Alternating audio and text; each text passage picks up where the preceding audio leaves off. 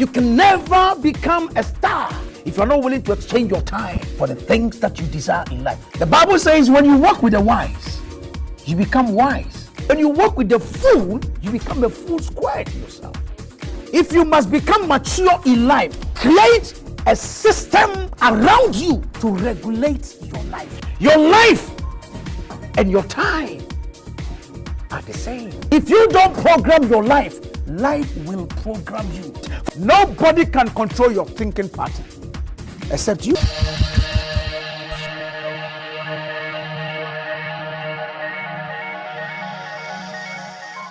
Once again, let me welcome you to Possibility Forum, my friend. And today I'm going to take you to another level. So far, we've been dealing with issues that I believe are very important. But today's episode is critical to your very survival. And I'm talking about the law of growth. My friend, listen to me. Life is a process that is governed by principles and procedures. And when you miss out on these principles and procedures, the processes become meaningless to you. And so it's important that we take time to look at the distinction between growth and maturity. And as you join me in this episode, you discover that it's not every boy in the man structure that young lady you have to take into your house as a husband. Young man, is not every girl in the woman structure that you have to admire and have her as a wife. Maybe you don't understand what I'm talking about, but I want you to join me as we discuss the law of growth. And I'm sure by the end of it, you would agree with me that life is a process regulated by principles and procedures. And when you miss out on these two issues, your life does not become relevant to your community. Relax and enjoy it as it unfolds. When I started doing motivational speaking some years back, one day I was accosted by a certain young lady who said to me, why is it that anytime I ask my husband to do something, he does it for just a day or two and then that's it? What do I think is a problem? I looked at a young lady and I said, I can't describe what it is. I don't know what the problem is. And then he says, but sometimes when I look at my husband, I'm wondering whether he's really matured. And I said, why that? He said, because sometimes he does certain things that are not in consonance with his age. And I said, why that? And she says to me, she doesn't know. Well, my friend, I'm not sure whether you've come across a man like that in your entire life, either by way of friendship or whatever. But it's important for you to understand that there's a difference between growth and maturity. That in life, we grow chronologically, which is to say, from age 1, you go through ages 2, 3, 4, 5, 6, 7, and then you end up where you are now. I am 50 now, so I've grown to the level of 50 years old.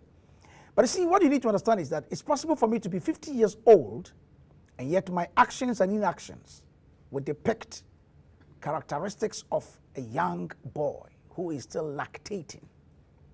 And the danger is if you're not careful and you meet somebody who is a boy or a girl but happens to be in a man's structure or a woman's structure, sometimes there's a tendency for you to look at what's on the outward. And if you are not careful and you carry such a thing to your house, you have carried a liability. Unfortunately, in our time and in our days, there are a lot of liabilities in homes. Because what the guy is supposed to do to demonstrate that he is indeed matured, we are not seeing that. What the woman is supposed to do to demonstrate, to indicate, to show that indeed she is matured, we are not seeing that. And that is why today I want to share with you what I call the law of growth, which is to say, listen, gentlemen, that it's important for us to understand that there are principles on growth and how one can be better than where he or she is currently. It does not come by way of going to church alone. It does not come by way of going to school alone. It does not also come by way of praying alone, but it comes through the experiences of life. My friend, it is important for us all to understand that it does not take God a century to change your story. You can only live to the level of your persuasion. You can never go beyond that which you are not willing to embrace or willing to internalize. Life is not lived like that. And that is why when you have a child who is 0 to 1 year old, and that child has to grow from 0 to 2, he grows naturally. It is automatic. Whether you like it or not, today you may be 25. Next year, whether you like it or not, without any negotiation from your side, you'll be 26. Think about that. It's not through any effort of yours. But maturity, hear me, maturity does not come automatically. So the question is, if we must become mature in life, what must we do? And that is why I'm drawing your attention to the fact that there is always a gap between where you are and where you want to be. There's always a gap. So today you may be at the level where perhaps you have an HEND, or you have a first degree or a master's degree, and perhaps your aspiration is to become a professor or a doctor, or perhaps to have a first degree. That gap ought to be filled. You cannot pray that gap to be closed. You cannot say because I've grown from age 10 to age 15, that gap must automatically be closed. Listen to me. We are not talking about chronological age. We are talking about experiential growth. My friend, the gap between where you are currently and where you want to be in the next 15 years can only be closed by the steps you are taking today. Read my lips. The gap between where you are now and where you intend to be tomorrow will not be closed because you went to church alone, will not be closed because you prayed alone, will not be closed because you grew chronologically. That gap, and I'm talking about where you are and where you want to be tomorrow, can only be closed by the steps you are taking today. And I hope you understand that statement I've just made. My dear friend, ladies and gentlemen, it is important for me to ask you this question. How can I grow? And what are the laws? What are the principles that undergird growth? As in the sense of experiential, as in the sense of maturing from one level to the other. You don't want to go and marry a lady to your house and that lady doesn't know how to cook. You don't want to marry a guy to the house and that guy cannot even sit down to reason with you just on a simple matter. Simple matter as to how many kids you want to have. He said, go and ask my mother. What do you want to eat? He said, my mother is cooking at home. A guy can marry a lady, take him to the house and say, my mother is cooking, go and join him in the kitchen. Listen to me, marriage is not for boys, if you care to know. It takes men and women who are matured intellectually, mentally, to be able to take a human being to their house and say, I want to live with you for the rest of my life. There are laws and principles that govern growth in life. And ladies and gentlemen, I want to throw at you a few key points, a few key principles that will help you for you to become what you really want to be, so that when you stand to speak and you stand to interact with people, they will know that we are not dealing with a boy. We are dealing with somebody who has passed through the phases of life. There are 3 phases in life that you must understand. From age 0 to 25 is what we call the preparatory stage. That's when you learn all the values. You learn all the principles. You learn all the attributes that would make you become a successful man or woman in future. Age 0 to 25. Unfortunately, at that point in time, there are many people who are still lactating with the breast of their mother. He's 25, and yet he's still drinking porridge. Not porridge as in the sense of putting porridge in your mouth, but the thinking is at the level of porridge drinking children. Where are you right now? From age 26 to 55, is what I call the working stage. That is where you plant and you harvest. That's when you try to implement the values and the principles you learned from age 0 to 25. People are 27, people are 28, people are 30. They have not even started living their lives yet. My friend, where would you live? When would you start living your life? I'm going to ask you a statement. Don't get offended. But that statement, if you think about it, it will help you to know whether you are living or you are dying slowly. The question is, what is the difference between you and an animal?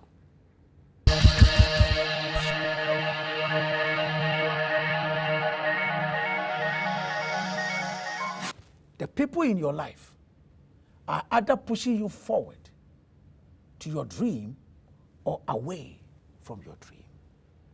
What is the value of the relationship that you have? Who are your friends? Several years ago, I wrote this book. It's called Strategic Positioning. The only reason why I'm introducing this book to you is that it's a book that you must have. It's a must-read book for every one of you that intends to position yourself strategically. My friend, you cannot become relevant in society today if you don't find the right relationships. There's a guy in the Bible. Forgive me if you're not a Christian, because the only book that I know that I can make reference to is the Bible. His name is called Zacchaeus. Zacchaeus was a tax collector. Zacchaeus was somebody who was never liked by many people. To the extent that when Jesus Christ came passing by and he attempted to see Jesus, the people around Zacchaeus made sure he never saw him. But Zacchaeus was a smart man. The Bible says he went ahead and climbed the sycamore tree, positioned himself strategically with the intention of changing the people around him. When the time came, the guy that was denied from seeing Jesus, because he changed the people around him, he was now the sought after. People were standing behind his house gate, knocking to come inside. Why? Because he has made new friends. He has changed the relationships that he had. The Master Jesus had entered his house. Listen to me. You can only change your influence in life by reviewing the people around you. How many years have you known the people in your life? Which new person have you added to your life the last 5 years? Compare that to where you are now and where you used to be, and make your own conclusions. What relationships are you building? Listen, life is a fight for territory. And you can never, ever achieve a bigger territory unless you change, number one, your mindset. Number two, the people around you. Go back and review the relationships you have built. I'm reminding you, pick up your phone and scroll through the contact menu. And any number that you don't like, my friend, don't wait for anybody to tell you. Delete it. Your phone is not a communication center. So that every time the phone rings, you must rush and pick it up. Screen your calls. And calls that you know do not matter to you, don't pick them up. The time that you would have used to pick that call, use that time to read a book. It will help you to move forward than wasting your time on that particular call. Some of you have got yourself in trouble by picking a phone call. Young lady, you know what happened when the last time you picked up call. This time around, don't allow the call to come in. Delete it. When the man asks you, he calls again, you pick it accidentally and say, why? Have you deleted my number? Tell him, oh yes, I deleted it because where I'm going and where you are taking me to, they are at variance. And today I take control over my life. Will you do that? Well, it's up to you. I can only tell you. I can only share you and show you the way. The choice is yours. Next point. Eliminate all forms of excuses in your life. This is big. You know, when I was young, I used to think that when you grow, life was going to be as you were when you were a child. When I was a young boy, I didn't have to think about what to eat. I didn't have to think about who would pay my school fees. I didn't have to think about what shoe I was going to wear. In fact, I remember those days during Christmas, even though we didn't have money, my mother was struggling. Sometimes he would take a piece of his cloth and cut it into pieces and give it to a tailor. And then he would sew something for it. I didn't have to think about what I was going to wear because you know what? I was not responsible for my life. But now you are of age. My friend, you cannot continue to think like when you were like a baby. You've got to demonstrate maturity. And how do you do that? You must do so, ladies and gentlemen, by making sure you live up to your challenges. Eliminate all forms of excuses out of your life. You are sitting there, you are telling me my father died. That is why I wasn't able to go to school. Somebody is saying my husband died. That is why I have become who I am today. Somebody is saying my uncle did not. Listen to me. If you continue to be giving excuses in your life, you disqualify yourself from the good things of life. Excuses never make you to become great. And sometimes we don't know that the things that appear to us as challenges that make us give excuses, embedded in those same things are the things that will become a stepping stone for us to jump to the next level. So my friend, If you must become something, listen to this. Do not crucify your life on the altar of success. Don't crucify your life. Fight for your life. And when they say you cannot make it, tell them, if some people could not make it, you are different and you can do it. I remember very well when I started motivational speaking in Ghana. This was in 1993. People met me and said nobody will listen to motivational speaking. Somebody went to my wife and told my wife to divorce me.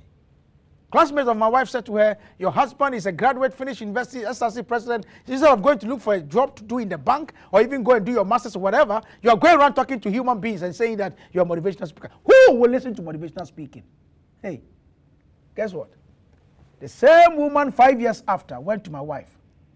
Can your husband borrow me some money? And I like the response my wife gave her. Which of my husbands are you talking about? That was the answer my wife gave her. My dear friend, listen to me. It is not about where you are coming from. Neither is it about where you are. It's about the mind that you carry. It may be tough right now. It may be difficult right now. Oh, yes. And I'm not saying it's going to be easy. I've been through it. I've been through the challenges myself. There was a time in my life I couldn't even buy supporter to wear, pant to wear. I'm not talking about boxer shorts. The thing that grips the thing, I couldn't buy it. So I know how painful it is. I know how tough it is. I know when it is that you cannot even afford to buy a ball of konki or whatever, just breakfast for your children. I know what it is. But in spite of all of that, my friend, stop giving the excuses. Because no man who quits enjoys the goodies of the race. Don't crucify your life on the altar of success. Point number 5. I don't know whether it's number 5 or whatever. And this is very important. Change and grow into success. My friend, there is no growth without change. There is no growth without change. I remember what I said to you. If you don't break this direction, this arrangement, if you don't break this arrangement, your thought to your words, to your action, to your habit, to your character, and to your destiny, if you don't introduce the element of change in this process, I guarantee you, you end up the same. The Chinese have a very important statement. They say that if you do the same things the same way and yet you want to expect different results, it's called insanity. Introduce change in your life and there will be change in your results. You were created for advancement, but advancement is only guaranteed by change. You were created to be great, but greatness can only be guaranteed when you change. Because if you keep moving in the same direction, the same way you've been going over the years, you cannot be justified by expecting to have a different result. It does not work like that. Remember, I wrote this quotable quote some time back, and I said, success is more than luck.